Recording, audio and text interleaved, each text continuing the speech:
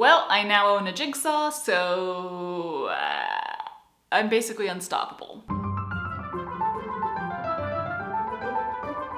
The whole idea of splitting my studio renovation up into many smaller chunks was that in between all of those chunks of painting or building or organizing, whatever, I'd be able to take a break, do some sewing and such. And then right out of the gate, chunk number 1 unexpectedly gave birth to chunk 1.5. If you saw my painting the ceiling video, then you may recall that I accomplished quite a bit of destruction on this room and then skedaddled my way out of here without fixing any of it. But I can't really move all of my crap back in here and get it organized and ready to use until I do that. It would be counterproductive. So here's the to-do list for what is now round 2 of my studio renovation. In no particular order, because I have not yet fully figured out what order I'm supposed to be doing all of this in. Baseboards. I need to replace the ones that I ripped out. Door and window trim. Samesies. The closet doors.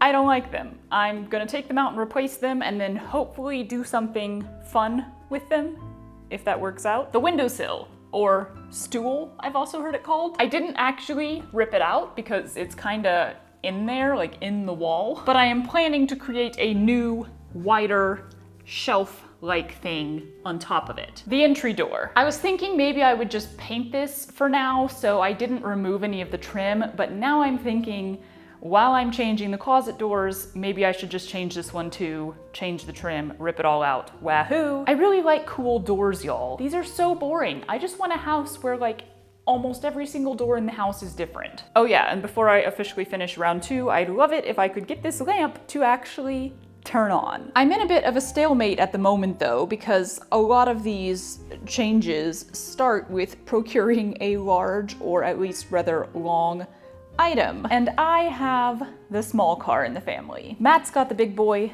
and Matt's very busy at work right now. So until he has a free moment when I can, you know, steal his car, his time, and his help, I'm a little stuck. I have therefore been spending the last several days scouring the interwebs for stuff. Some of the searching like, where can I find doors that are more interesting than the basic hardware store has? I was successful there. I found a door store very close to me. But most of that time has been spent looking for doorknobs and handles and hardware that will make me go, ooh, and that has not gone nearly as well. Y'all, Etsy is not really a fun place to shop anymore. Oh, there's bright sun. It's just so hard to tell nowadays what kind of shop you're buying from on Etsy and what the quality of the products are going to be and even where it's coming from. Like for some reason, it wouldn't even show me shipping costs the last time I got on there. All of that to say, we are going to start off this chunk with something I love doing and I really don't do enough of, antiquing. Let's go! I had 5 places near me that I wanted to check out in hopes that I would find some vintage or antique doorknobs, drawer pulls, hinges, shelf brackets, stuff like that to give my studio unique and fun touches. This proved to be a less fruitful adventure than I had hoped, as anything I found in those categories tended to still be, well, boring. To me at least. We all have different tastes, and that's cool. So I ended up getting a bunch of other random and delightful items, many of which are not even antiques, but all of which brought me great joy. Like a pocket watch, a mushroom basket purse, a whale bookend, and a typewriter. Cause yeah, I'm totally that person who has always wanted a vintage typewriter for straight up vibes. Ah, dings! I did find some cool leaf handles at Pasadena Architectural Salvage and these fun hooks at Agora Antique Mart, but none of these are really right for my studio, so they will likely go elsewhere in the house. Well, after all of that antiquing, guess where I finally found some door handles and shelf brackets? Frickin' World Market. Oh well, no regrets. I had a lot of fun and I got some real cute stuff. I was struggling to figure out what color to go with on the accents, but then I saw these online and I realized gold is kind of perfect because the accents on cantaloupe are gold. And these are nice and pretty and floral, so I love that. And then when I went to get these, I also found these, which are actually just hooks. They're not doorknobs, but my closet doors don't have actual doorknobs on them. They don't actually latch, so I just need something I can hold onto and pull. Perfection! I suppose I could move Cantaloupe back in there. She kind of keeps freaking me out every time I come around the corner.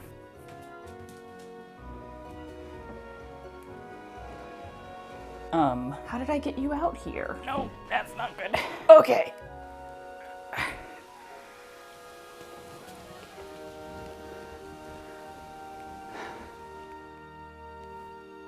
Grand. Matt ended up being busy a lot longer than we had initially expected, and therefore I've been spending a lot of time like this while waiting for his return with the big car. Yeah. Turns out the back of a carousel rocking horse is a great place to contemplate your future plans. Uh-huh. That is a big sneeze. Finally, I decided to just go get whatever I can fit in my car, which is the boards for the windowsill and some random little supplies. Look, this is probably a super weird way to do this, but I wanted something about a foot deep, 1 inch thick with a nice rounded edge, and these seem perfect. Hello? They're actually meant for stair steps, I think. They only come in 48-inch lengths, at least at the hardware store I've been visiting way too much. So I'm going to need 2 of them for this shelf. That seems fine. I totally don't anticipate that causing any problems. Notes, notes, notes, notes, notes. There's a lot of steps to this process, and I kinda laid them all out, but it was overwhelming, so I'm sticking with what I know will be the first step. Staining the boards on a trash can, cause I don't have sawhorses. I should probably get sawhorses. The doors I'm planning to get for the closet are walnut, so I got a dark walnut stain, and here we see me immediately thinking, this is too dark, and yet also immediately ignoring the suggestion to try it on a small area first in favor of just slapping it on there. I don't test things, I make a choice and commit. And yeah, actually, I like it once it's all spread out like it should be. Am I going to regret making all of the wood accents in this room this dark? I genuinely don't know. I was determined to get my sun lamp working, and you know what? I'm proud of myself because despite some unconventional methods, I did get it to finally turn on.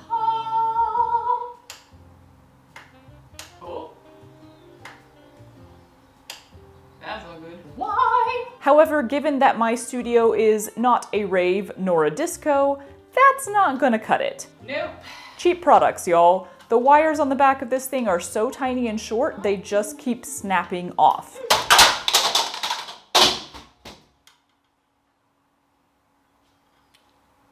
Everything is fine. Determined not to be bested by this stupid lamp that I love so much, I ripped out all of the innards and got myself a little stretch of battery-powered LEDs. I'd love something more permanent and, you know, wired into the switch on the wall eventually, but for now, it lights up, I accomplished something on my own, and this tiny bit of progress is worth celebrating. We're gonna call that a win.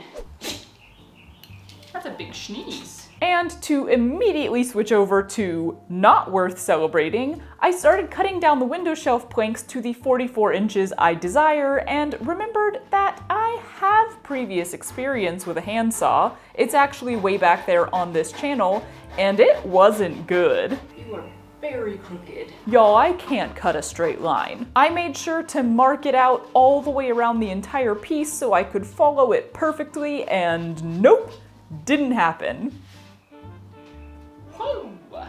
So I went out and got a jigsaw, cause you know what? This is the first room of the entire house that I'm renovating, so am I gonna have more uses for a jigsaw in the future? Yeah, definitely. Yay. I gotta read an instruction manual because I literally don't know how to use tools. Now is the time to stock up on tools, so the next time around, all I need are the supplies, theoretically. Oh, there it is. Y'all, the big car came home. Also Matt, but that's less relevant to this video. He was home just long enough for me to borrow the car, run to the store, and buy what is hopefully all of the trim that I'm gonna need for this room. It's got like the ivy carved into it. Ah, so pretty. So I am going to stain all of these trim pieces with the walnut so that those can sit and dry, and then I can go back to working on the shelf. with the jigsaw that I'm only lightly terrified of using. Only lightly. It'll be fine.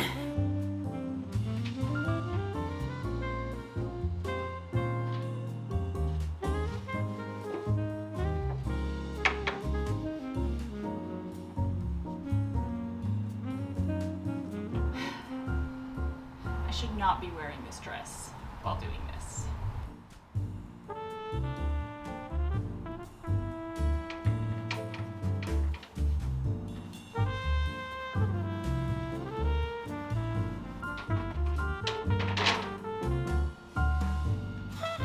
I'll be honest, the second I started using this thing, I wanted to be done. Not because it's difficult or scary or anything like that, just because it's loud. Yeah, I'm not a noise person. I have hated vacuuming since I was a child for this exact same reason. But the more I sawed, the easier it was, and boy, I gotta love those nice, clean, straight cuts. At this point, as before, I do want to offer up my little disclaimer. I have been known to not be a super safe person, so the safety measures I employ while doing stuff like this are not up to par according to professionals or OSHA. If you are doing anything similar, please do your own research and utilize safety precautions to your own needs and abilities. Be not lackadaisical as I am lackadaisical, okay? Okay. The shelf is done. So, honesty time with Charlie. Up until yesterday when we finally did this, it had actually been like at least 10 days since I touched any of this. I had gotten the trim stained and I got the shelves cut down, and then I got super overwhelmed and I came up with excuses every single day for why I should not work on it. I made a dress instead, which you may have seen last week. Hello the butt. But yesterday, Matt was home for the first time in over a month, and we were able to not only visit the door store and buy some doors, yay, but also I was able to just have his help, which was like, I mean, I think you can tell from the footage that I was having a lot more fun. Maybe let's screw one side in first. Sure. Feels pretty sturdy. That's great. So, here we go. what's up? You're gonna have to sit up first. Dangerous. Perfect. It's a little slanted, but I'm gonna accept that. Okay. Where's the piece of oh, Where'd it go? I found it. Good job. Okay. Good burpees. Good work, puppy. That surprisingly did not work at all. You could use your shirt. What do you mean? Or you could use my skirt.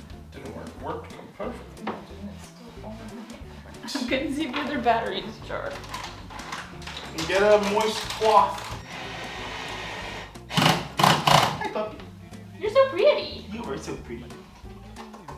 I need the screw. Holding it. Is that level? Sure. What do you mean, sure? Oh no. It is what it is for that one. Okay. Where did you put the pencil? Are you excited about it? Wait. Why? We have to make sure that the edges are lined up. So let me have my fun. Okay. Nice. Like, what would be the easiest way Ooh, to this do is this? looking good. I know. See, I told you it would start looking good. Oh, hello. Hello. Where's this up?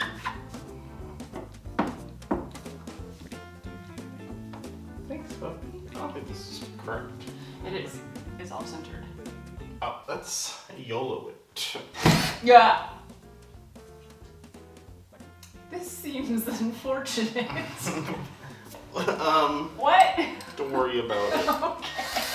Okay. We can do this. We're almost there.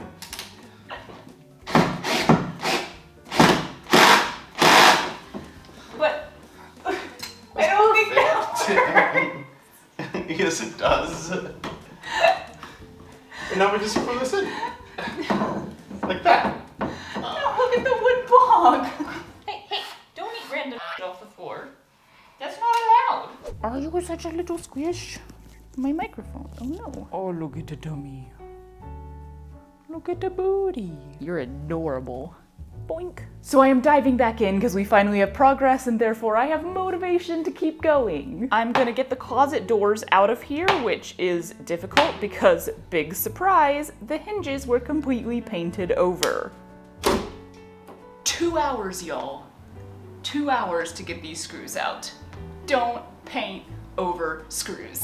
Please, please, just don't do it. Don't do it, please. And then I think I'm actually going to go ahead and paint the inner trim that's like in the closets on those doors. I want to paint them some fun color, and I was gonna do this when I do the closet renovation later, but I think it's just smarter to do it now because there will be a lot less taping off and having to be careful. I can also remove the entry door and all of the trim around it because I did end up buying a new door for the room. It's not the super gorgeous carved one that I love but really can't justify the cost of, but at least it's something more sturdy and well crafted and within budget. Grand. And then it is trim time, finally.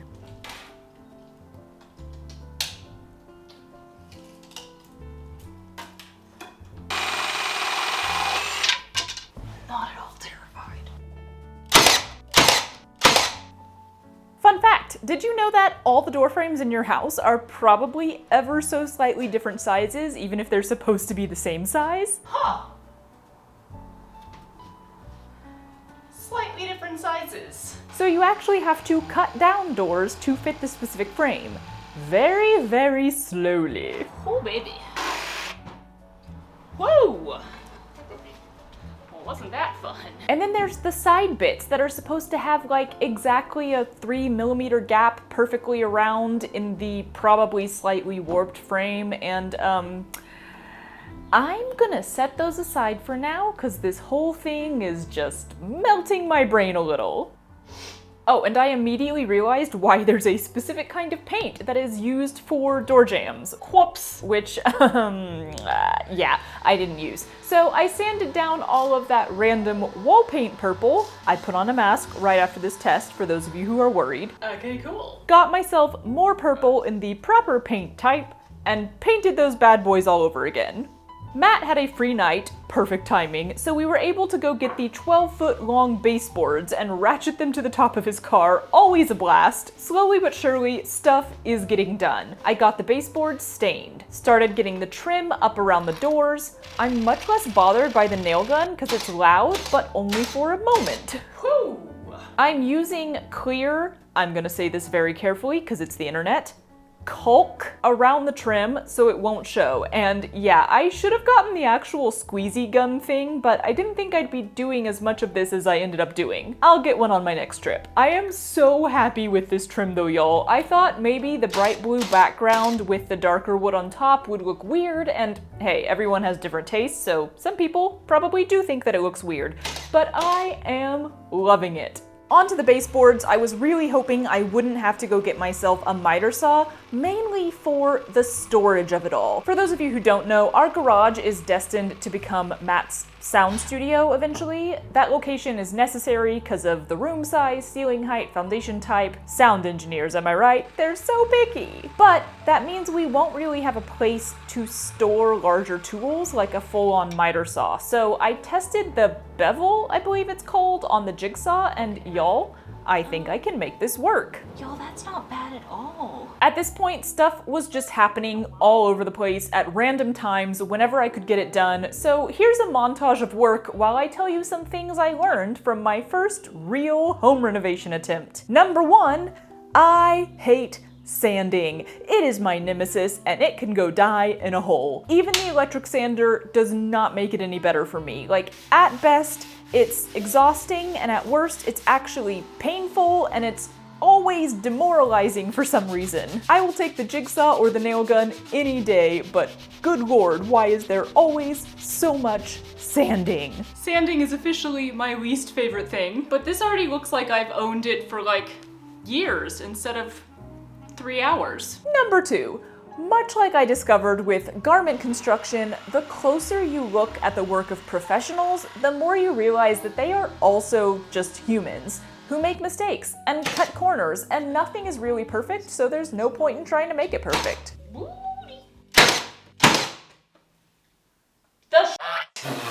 Huh. Are you kidding me? Number 3, wood filler and, I'ma say it slowly again, caulk are my best friend. Where are my mistakes? You'll never know, cause I covered them up. Number 4, it's really helpful to have at least one finger with a very, very short nail, but it's also pretty helpful to have at least one finger with a decently long nail. Number 5, this one being sort of a self-discovery, I have gotten absolutely no better at trusting the process, but I'm also not a careful person, so I was constantly running into the walls with stuff and then immediately having this very strong need to touch up the paint only to run into the wall again 30 minutes later. Constantly touching stuff up as you go instead of just waiting to the end really slows you down, so I should work on this. But on the other hand, all of my deadlines are self-imposed facades, so if I never get any better at trusting the process, it's not the worst thing, maybe. Number 6, everything takes longer than you think it will. Not a little bit longer, a lot longer. Do yourself a favor and massively overestimate on the time required, because otherwise you will just end up feeling behind schedule constantly.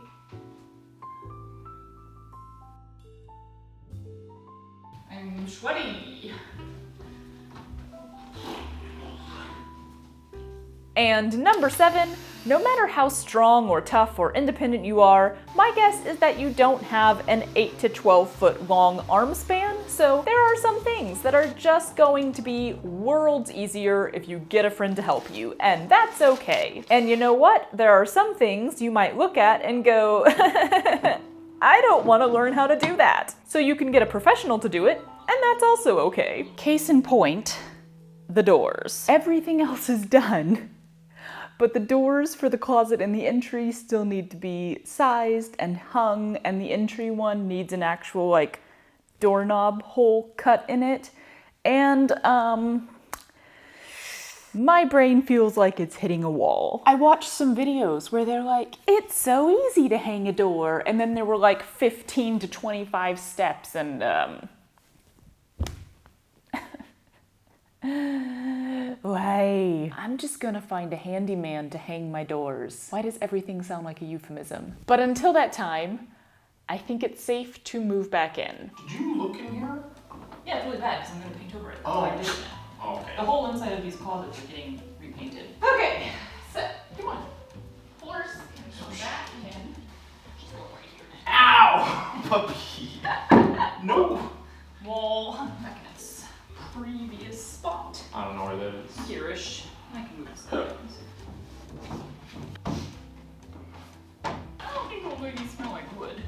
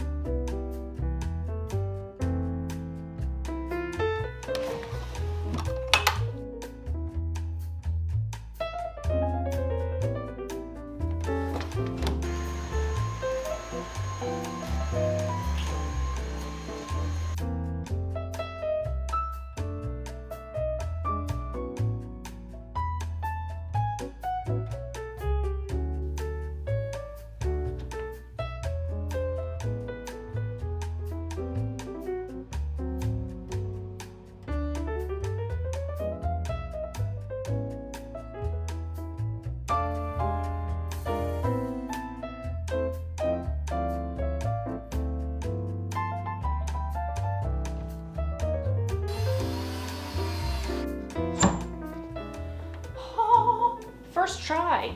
Definitely not second or third.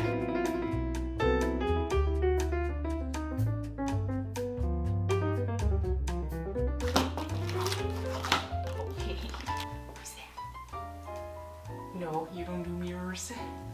No mirrors for puppy. Can mommy have her leg back? Hardcore no. Bam!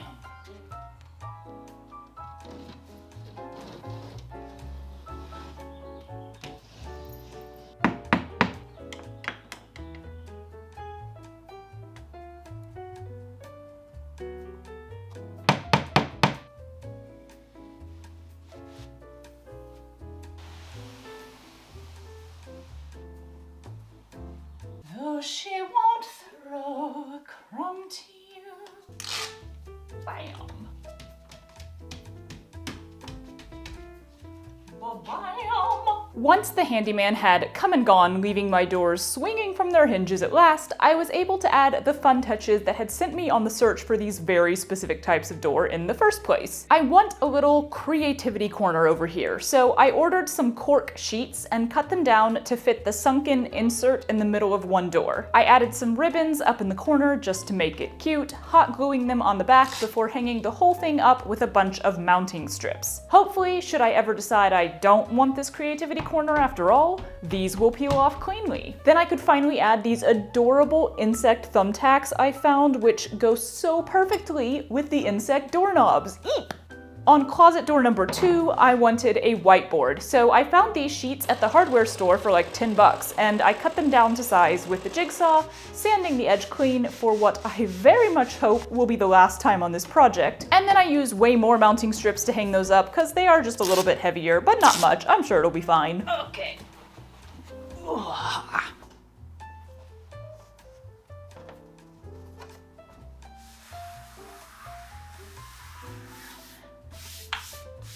My marker bag can now hang on the ladybug, and the creativity corner is complete, which means y'all, studio renovation chunk number 2 is finally done. Cue the picturesque footage.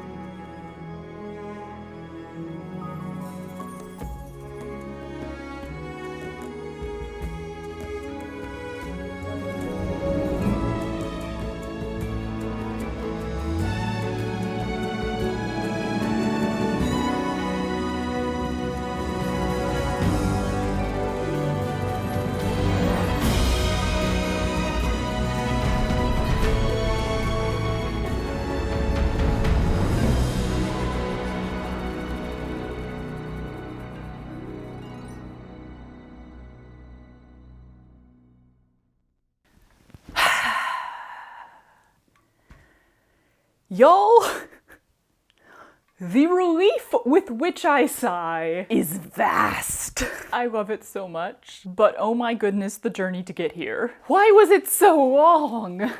Hi. Hello. Booty, booty, booty. I'll be honest, the baseboards almost broke me. And if I do them myself in any other room in this house, I will be getting a miter saw. Cause y'all, I didn't get better at it. I got worse at it the more I did. And that's real tough for my personality to handle. When I made the first cuts with the jigsaw on like the bevel or whatever, they were pretty dang good. And so I was like, okay, cool, this'll totally work. But then we hit day 2 of working on the baseboards, and for some reason, I could not cut a straight line to save my life. Not only that, but I was cutting the exact same crooked line. Like, I kept trying different directions and like, let's go this way, no, let's go this way, let's go forward, let's go back, and it would be exactly the same crooked line. They all matched up, and it was mind-blowing, mind-boggling. Yeah, I was like a millimeter away from a full-on breakdown. But that is where I really had to force myself into the whole trust the process mode as much as I could, because finally I just had to be like, you're not going to make this perfect. Not even close. It's gonna be bad, but you'll figure out how to make it look okay. And I did. Thanks to my new best friends, Woodfiller and Chonk. Yeah, it looks fine, and I'm glad I stuck with it, but next time, different method would be good. There are still technically the slightest things that I'm waiting for. Actually, it's just one thing, not plural. It's the doorknob for this entire room. I ordered a really cool one that had to be handmade, so it has not arrived yet. Other than that, I do believe I am fully done with this chunk. Huzzah! Never again, y'all. Actually, this should never happen again. The reason this one was so difficult for me was not that the project itself was difficult or time-consuming or took longer. It's that it was in my main making space. And so I really couldn't do like normal work while this was happening. Every renovation after this, I'm hoping to do the guest bedroom next.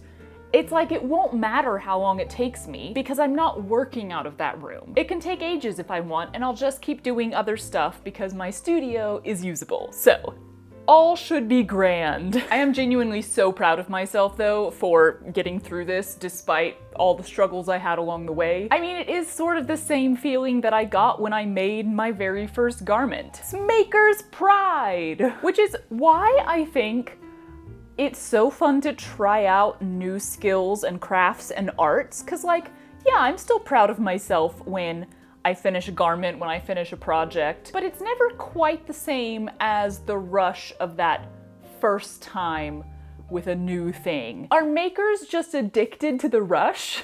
Is this why we constantly want to try different arts and crafts and skills and new things all the time? Anyway, we need to wrap this up, but I do want to give a shout out to my lovely friend Shannon of Shannon Makes.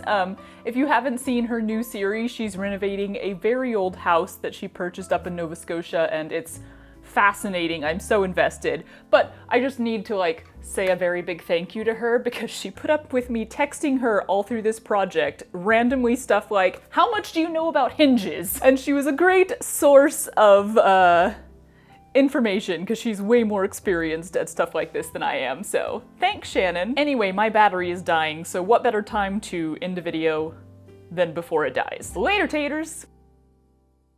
Why are there so many helicopters going over? Stay.